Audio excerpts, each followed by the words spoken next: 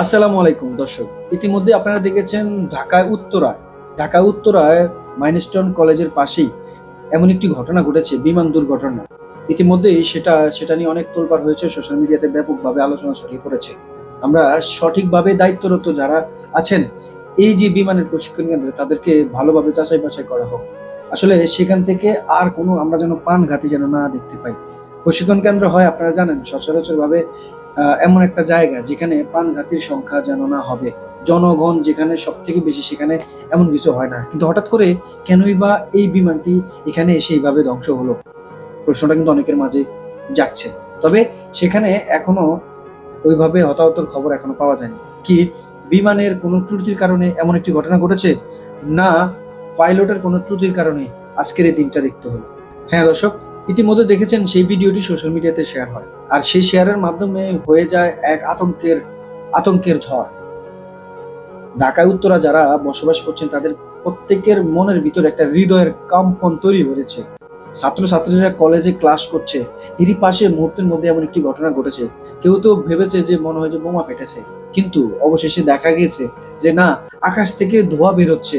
আর সেই ধোঁয়াটা যখন প্রশিক্ষণ বিমানের হয়, বুঝতে পেরেছেন তার মানে সেখানে এমন কিছু ঘটনা ঘটেছে। সেই ঘটনাটা কি হয়েছে, মুহূর্তের মধ্যে সেই বিমানটি ধ্বংস হয়ে গেছে। আর সেখানে ৩টি ফায়ার সার্ভিসের ইউনিট তারা তাদের মতো কাজ করছেন। ঊর্ধ্বতন কর্মকর্তা যারা আছেন তারাও সহযোগিতা করছেন সেখান থেকে, যেন কারো বেশি ক্ষয়ক্ষতি না হয়। তবে প্রশ্নটা থেকেই যায়, কেন, কি জন্য এই ঘটনাটি ঘটে গেল? কেননা জনসম্মুখে এমন প্রশিক্ষণ তো বিশেষ করে হয় না। আর যদিও হয়ে থাকে, তাহলে সেটা আজকের আতঙ্কের কারণ হয় কেন? প্রশ্ন তো সবার মনে জাগে। তবে হতাহতর খবর এখনো জানা যায়নি দর্শক। হয়তো আমরা জানতে পারবো কতজন দুনিয়ার মায়া ত্যাগ করে চলে গিয়েছে, কি জন্য এই ঘটনাটি ঘটেছে হয়তো আমরা জানতে পারবো। তবে ভয়ের কোনো কারণ নেই, আতঙ্ক হবারও কারণ নেই। দুর্ঘটনা আসলে কখন কার জন্য হয় বা কিভাবে ঘটে যায় আসলে এটা কেউই জানে না। হতেই পারে ভুল ত্রুটির কারণে হয়ে যায়। তবে সেটার জন্য আমরা দায়িত্বরত যারা আছেন তাদের দিকে একটু খেয়াল রাখবো। আসলে তারা কি তাদের দায়িত্বটাকে ঠিকমতো পালন করছে কিনা, সেই বিষয়টা আপনাদের খেয়াল রাখতে হবে। তা না হলে এরকম ধরনের বড় ঘটনার মাধ্যমে আতঙ্কের ঝড় কিন্তু হয়ে যায়। আমরা সবাই দোয়া রাখছি ইনশাল্লাহ, যারা হতাহত হয়েছেন কিংবা কে বা কারা হয়েছেন এখনো যেহেতু পুরোপুরি তথ্য প্রচার হয় নাই, সবাই দোয়া করবেন সবার জন্য যারা ওখানে হতাহত হয়েছেন বা আতঙ্কের মধ্যে আছেন। আপনাদেরকে বলবো যে আপনারা আতঙ্কিত হবেন না, ইনশাল্লাহ ভালো কিছু হবে।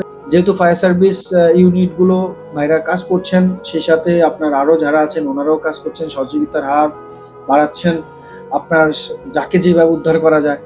তো মূল কথা হচ্ছে শেষে আমরা হয়তো হতাহতের খবর জানতে পারবো কেন এই ঘটনাটি ঘটেছে। দর্শক, ভালো থাকবেন, সুস্থ থাকবেন।